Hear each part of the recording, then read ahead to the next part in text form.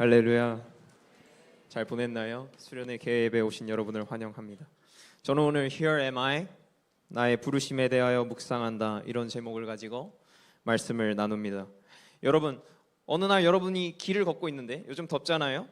저기 멀리 있던 누군가 여러분을 막 불러요. 뭔가 소리가 들립니다. 그런데 나를 부르는 것 같진 않아서 알아차리지 못한 적이 있으신가요? 나중에 그 사람을 만났는데 와서 그러는 겁니다. 내가 너를 그렇게 불렀는데 어떻게 못 알아듣냐? 그러면서 되게 낙심하는 말을 할 때가 있죠. 뭐 별로 안 친하면 일부러 그랬을 수도 있는데, 뭐 제가 그랬다는 건 아니고, 복도 끝을 지나가는 친구나 불러야 하는 사람이 보였어요. 그래서 소리를 질러 보는 겁니다. 그 친구가 근데 못 듣고 가버렸어요. 그러면은 우리 마음은 어떨까요? 속이 상하겠죠. 왜 속상할까? 생각해보면 나의 부름에 그 상대방이 반응하지 않았기 때문이죠. 이런 쪽으로 아주 훌륭한 에피소드가 들어가 있는 영화가 하나가 있는데, 아무리 간절하게 불러도 상대방이 반응하지 않는 이 장면, 영화에서 한번 함께 보도록 하겠습니다. 들어주시면 감사하겠습니다. Tell him, make a mistake. Make a mistake, Murph.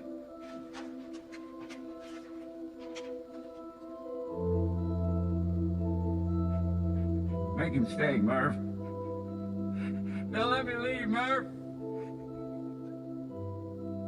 Don't let me leave, Murph. No! No! No! No!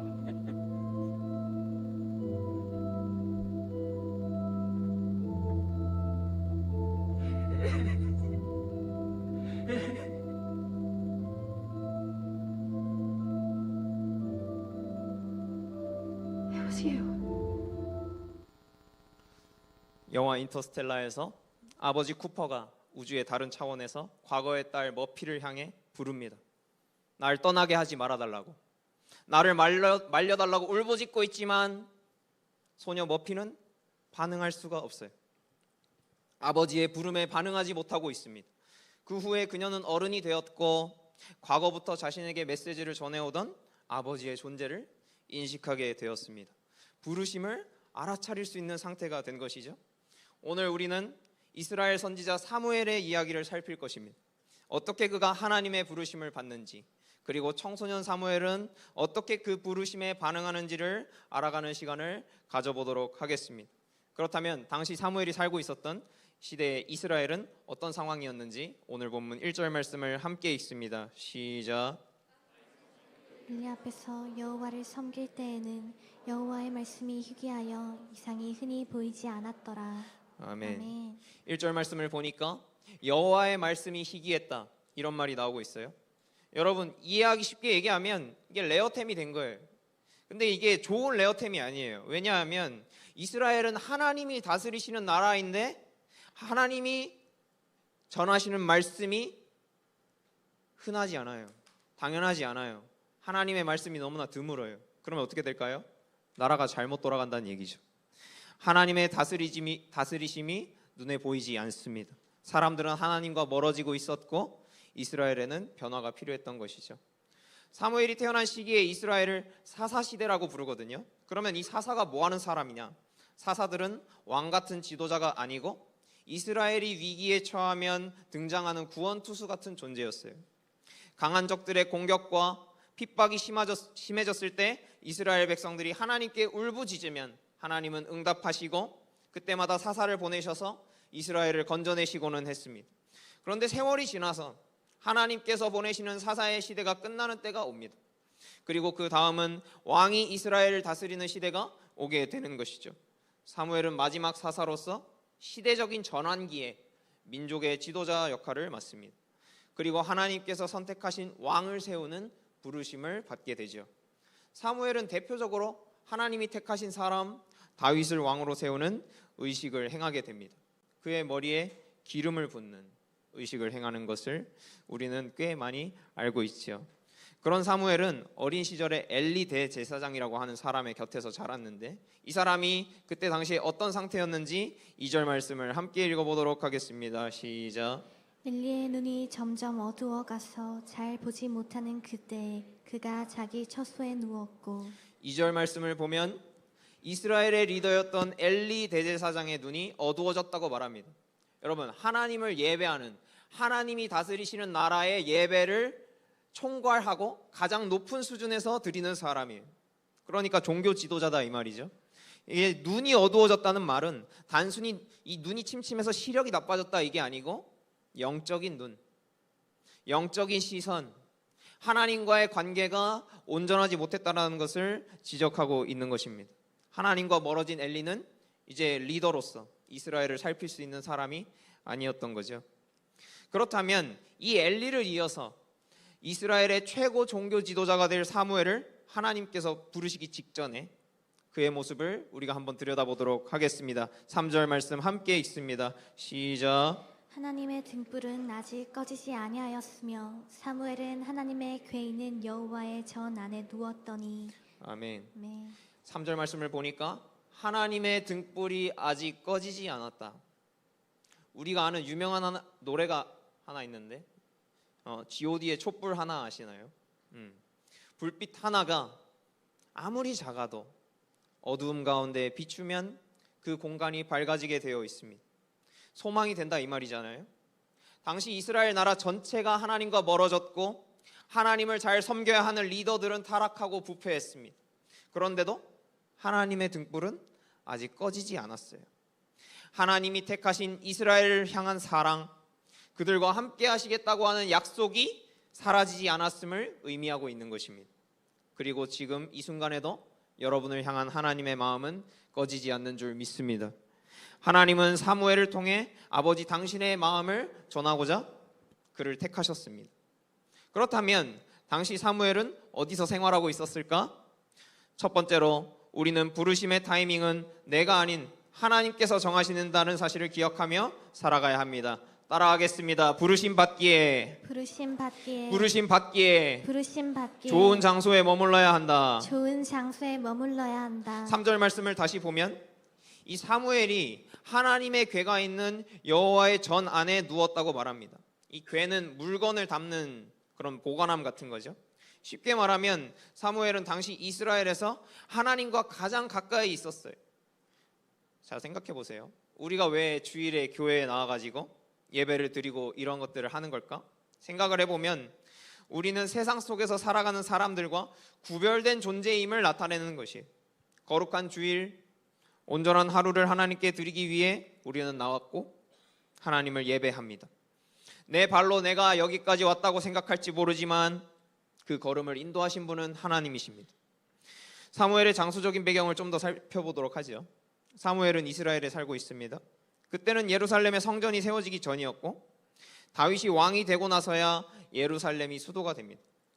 당시 하나님께 제사를 드리는 곳 이스라엘의 핵심 지역은 실로라는 지역이었어요. 이스라엘은 하나님이 다스리시는 국가니까 그분을 예배하고 그분께 제사를 드리는 장소야말로 가장 중요했죠.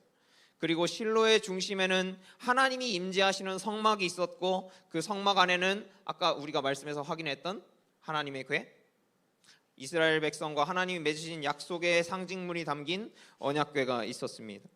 사무엘은 그 성막에서 그 언약궤 옆에서 잠을 자던 사람이에요. 그러니까 사무엘은 당시 이스라엘 그 누구보다 하나님과 가까이 있었던 사람이었던 것입니다. 부르심 받기 좋은 장소에 머물렀던 사무엘, 성막 안에 누워서 잠들던 사무엘을 하나님께서 어떻게 부르시는지 오늘 본문 4절 말씀을 함께 읽습니다. 시작. 여호와께서 사무엘을 부르시는지라 그가 대답하되 내가 여기 있나이다 하고 아멘. 4절 말씀에서 하나님께서 사무엘을 부르십니다. 사무엘을 부르시는 하나님은 오늘도 살아계셔서 저와 여러분을 이 자리로 부르셨어요. 하나님께서는 사무엘을 부르실 때 예고하고 말씀하시지 않으셨습니다. 어두운 밤에 등불만 비치는 주의 전에 잠들어 있던 청소년 사무엘을 갑자기 찾아오십니다. 저와 여러분도 마찬가지예요. 주님이 언제 여러분을 만나 주실지 몰라요. 내가 주님을 만나는 것이 아니고 하나님이 여러분을 만나 주시는 것입니다. 그렇기 때문에 우리는 언제나 하나님과 가까운 장소에 있기 위해서 애를 써야 하는 것이죠. 우리의 몸과 마음을 투자해야 하는 것입니다. 수련회 가는 이유도 결국 우리가 하나님과 가까워지기 위해서 좋은 장소로 우리의 몸을 가져다 놓는 거죠. 세상과 구별하는 것이에요. 저는 이번 수련회가 하나님께서 여러분 한 사람 한 사람을 부르시는 시간과 장소로 사용해 주시는 은혜가 있기를 바랍니다. 아멘. 그렇게 하나님과 누구보다 가까운 장소에 있던 사무엘은 부르심에 반응하는 모습을 보여요. 내가 여기 있습니다. Here am I. 제가 수련회 주제 표어랑 순서를 조금 바꿨어요. 그렇죠? 우리 여름 수련회 주제가 뭐예요? Here I am이잖아요. 이게 요나의 고백인데 저는 이번에 사무엘의 부르심을 지금 다루고 있으니까 약간 차별화를 둔 것입니다. 여러분이 수련회에 가서 요나의 부르심과 사무엘의 부르심을 비교해 보는 것도 아주 재밌을 거다 생각이 됩니다. 그렇다면 하나님이 찾으실 때 우리가 그 부르심에 잘 반응하기 위해서는 어떻게 준비해야 할까요? 두 번째로 우리는 하나님이 부르실 때 반응하기 좋은 컨디션을 만들어야 합니다. 따라하겠습니다. 부르심 받기에 좋은 컨디션을 만들어야 한다. 좋은 컨디션을 만들어야 한다. 우리가 축구나 야구 같은 종목을 생각해 볼까요? 스포츠팀의 감독은 경기에 출전할 선수들을 선발하게 됩니다. 누군가는 경기를 뛰게 될 것이고 누군가는 뛸 수 없습니다. 그러면 선수들은 어떻게 준비해야 되죠? 감독이 자신을 불렀을 때 그 타이밍이 언제든지 가장 좋은 몸 상태로 경기에 나갈 수 있도록 부르심에 반응할 수 있도록 컨디션을 만들고 유지해야겠죠. 부름받는 타이밍을 선수가 정하지 않습니다. 선수의 선발권은 감독이나 단장 같은 디렉터에게 있는 것입니다. 기회는 준비된 선수에게 찾아옵니다. 그리고 그는 그라운드에 발을 딛게 되고 감독의 부름에 응답하는 자로 경기장을 밟게 되는 것이죠. 우리도 마찬가지예요. 하나님은 온 우주를 감독하시는 분이십니다. 저와 여러분은 그런 하나님의 부르심을 구하고 바라는 사람들이에요. 그렇잖아요? 세상 사람들과 똑같이 살고 싶습니까? 우리는 그런 기준과 판단을 갖고 살아가기 위해서 여기 모인 게 아니에요. 그런데 문제는 뭐냐 하면 우리는 하나님께서 우리를 부르시기에 좋은 상태를 만들려고 하지 않아요. 그러면서 하나님이 계신지 모르겠다 이렇게 말을 합니다. 경험해 본 적이 없다. 아까 4절 말씀에서 사무엘이 하나님께로부터 부름을 받았는데 문제는 사무엘의 반응이에요. 오늘 본문 5절 말씀을 함께 읽습니다. 시작. 로 달려가서 이르되 당신이 나를 부르셨기로 내가 여기 있나이다 하니 그가 이르되 나는 부르지 아니하였으니 다시 누우라 하는지라 그가 가서 누웠더니. 아멘. 아멘. 하나님께서 사무엘을 부르셨는데 이상하게도 사무엘은 그 사실을 깨닫지 못해.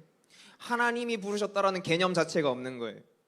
그는 엘리 대제사장에게 가서 나를 부르셨냐고 묻습니다. 상관없는 존재에게 내가 여기 있습니다라고 말하고 있는 거예요. 하나님께서 자신을 부르셨다는 것을 인식하지 못하고 있습니다. 우리가 아까 인터스텔라의 한 장면을 봤을 때가 떠오르지 않나요? 아무리 다른 차원에 있는 아버지가 딸을 불러도 그녀는 제대로 인식하지 못했던 그 장면과 엘리에게 찾아간 사무엘의 모습은 연결이 됩니다. 사무엘은 하나님의 부르심을 착각하고 엘리 대제사장을 찾아간 것이죠. 결국 사무엘은 다시 자신이 잠들었던 자리로 돌아오게 됩니다. 그런데 6절을 보니까 하나님이 그를 다시 부르세요. 기회를 주시는 거예요. 하나님은 사무엘을 포기하지 않으셨습니다. 왜냐하면 그를 부르시고 사용하시기로 작정하셨기 때문이죠. 그리고 그분은 지금도 여러분과 함께 하시기 위해 여러분을 부르고 계신 줄 믿습니다. 그래서 하나님께서는 예수님을 이 땅에 보내주셨고 하나님은 이 사실을 믿는 모두를 당신의 자녀로 삼아주신 것이죠. 그런데 문제는 내가 어떤 상태인가 하는 겁니다. 나는 하나님의 부르심에 반응할 수 있도록 무엇을 준비했는가? 어떻게 해야 하나님께서 나를 만나주실 수 있을까 하는 부분이죠. 물론 자격 없는 사람도 하나님이 불러서 사용하십니다. 하지만 우리의 일상을 믿음으로 살아내기 위해서 나는 하루에 얼마나 주님과의 관계를 투자하고 있는가 생각해 보게 됩니다. 그렇다면 당시 사무엘이 하나님과의 관계에서 어떤 상태에 놓여 있었는지 오늘 본문 7절 말씀을 함께 읽습니다. 시작. 사무엘이 아직 여호와를 알지 못하고 여호와의 말씀도 아직 그에게 나타나지 아니한 때라. 아멘. 아멘. 7절 말씀을 보니까 사무엘은 아직 여호와를 알지 못했다고 했습니다. 하나님을 만나기 좋은 장소에 머물고 있는 사무엘이지만 하나님이 어떤 분이신지는 잘 몰라요. 교회에 오래 다녀서 주일학교 짬바가 좀 돼가지고 지식적으로는 성경 내용을 좀 알지만 살아계신 하나님을 경험해 본 적이 별로 없는 우리의 모습이 사무엘에게서도 보이게 됩니다. 그리고 하나님의 말씀, 자신을 향한 하나님의 뜻을 알지 못했음을 볼 수 있습니다. 그렇다면 주님이 부르신다고 해서 우리가 다 알아들을 수 있는 건 아니구나. 내가 하나님을 알기 위해 말씀을 읽고 기도를 해야 내가 그 믿음에 반응할 수 있겠구나 하는 것을 우리가 묵상을 해볼 수가 있는 것이죠. 8절 말씀을 보면 또 하나님은 사무엘을 부르십니다. 그렇게 3번이나 부르니까 또 엘리한테 3번 간 거잖아요. 그러니까 엘리 대제사장이 이제 드디어 깨달았어요. 사무엘을 하나님께서 찾으시는구나. 그를 부르시는구나.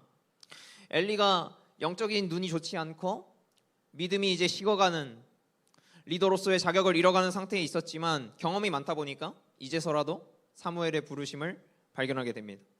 사무엘을 찾으시는 하나님을 보게 된 엘리는 사무엘에게 이렇게 조언합니다. 9절 말씀 함께 볼까요? 시작. 엘리가 사무엘에게 이르되 가서 누웠다가 그가 너를 부르시거든 내가 말하기를 여호와여 말씀하옵소서 주의 종이 듣겠나이다 하라.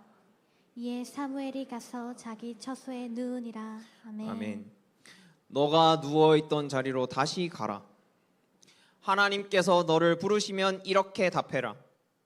여호와 하나님 말씀하옵소서 주의 종이 듣겠나이다. 사무엘은 그 내용을 머리에 집어넣고 다시 누웠어요. 그렇게 준비된 사무엘은 다시 하나님의 부르심을 받게 됩니다. 오늘 본문 10절 말씀을 힘차게 읽습니다. 시작. 여호와께서 임하여 서서 전과 같이 사무엘아 사무엘아 부르시는지라. 사무엘이 이르되 말씀하옵소서 주의 종이 듣겠나이다 하니. 아멘. 아멘. 따라하겠습니다. 말씀하옵소서. 말씀하옵소서. 말씀하옵소서. 말씀하옵소서. 주의 종이 듣겠나이다. 주의 종이 듣겠나이다. 이 고백이 이번 수련회 여러분의 고백이 될 수 있길 바랍니다. 아멘. 드디어 사무엘이 엘리 대제사장에게 말해준 내용대로 하나님의 부르심에 응답하는 모습을 보입니다. 하나님께서 부르실 때 믿음으로 반응하며 나아가는 다니엘 청소년부가 되기를 소망하고 축복합니다. 세 번째로 하나님께서 부르신 사람 그리고 그 부름에 응답한 사람은 반드시 쓰임받는다는 사실을 기억해야 합니다. 따라하겠습니다. 하나님께서 부르신 사람은 하나님께서 부르신 사람은 하나님께서 부르신 사람은 하나님께서 부르신 사람은 반드시 쓰신다. 반드시 쓰신다. 믿으십니까? 아멘. 이거밖에 아멘이 안 되나요? 제가 다니엘 청소년부 부르심에 응답하라 이렇게 선창하면 여러분은 아멘으로 화답하도록 하겠습니다. 제가 선창해 보겠습니다. 다니엘 청소년부 부르심에 응답하라. 아멘. 네, 한 번 더 해볼게요. 다니엘 청소년부 부르심에 응답하라. 아멘. 그 믿음대로 될 줄 믿습니다. 아멘. 하나님이 찾으시는 한 사람, 그 사람이 바로 이 자리에 모인 저와 여러분이에요. 하나님께서 여러분을 부르실 것입니다. 사무엘처럼 주님 앞에 고백할 수 있는 여러분이 되었으면 좋겠어요. 아멘. 주님, 저에게 말씀해 주세요. 제가 여기 있습니다.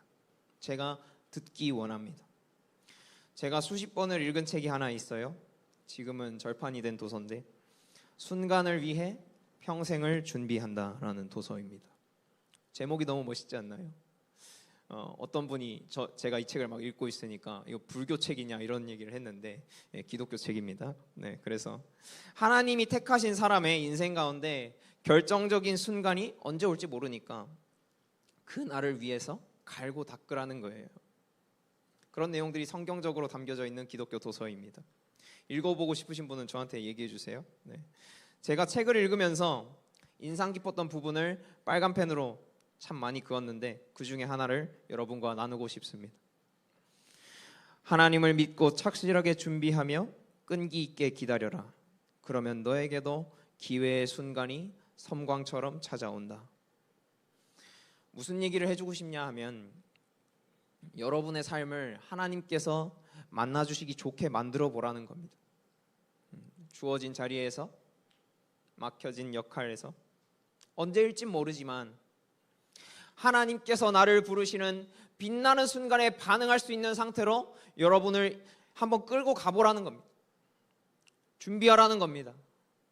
사무엘의 빛나는 순간 차원이 달라지는 부르심이 사실이었음을, 그런 하나님이 나의 하나님이심을 믿는 모든 다니엘 청소년부 구성원에게 동일한 부르심이 임할 줄 믿습니다. 아멘. 그렇게 부르심에 믿음으로 반응한 사무엘을 하나님께서 어떻게 사용하시는지 우리 사무엘상 3장 19절부터 20절 말씀을 함께 읽습니다. 시작. 사무엘이 자라매 여호와께서 그와 함께 계셔서 그의 말이 하나도 땅에 떨어지지 않게 하시니 단에서부터 브엘세바까지의 온 이스라엘이 사무엘은 여호와의 선지자로 세우심을 입은 줄을 알았더라.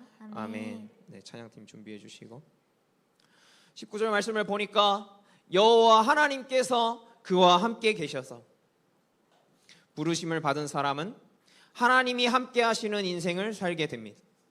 부름받은 선지자, 마지막 사사였던 사무엘이 예언하는 대로 모든 것이 이루어졌어요.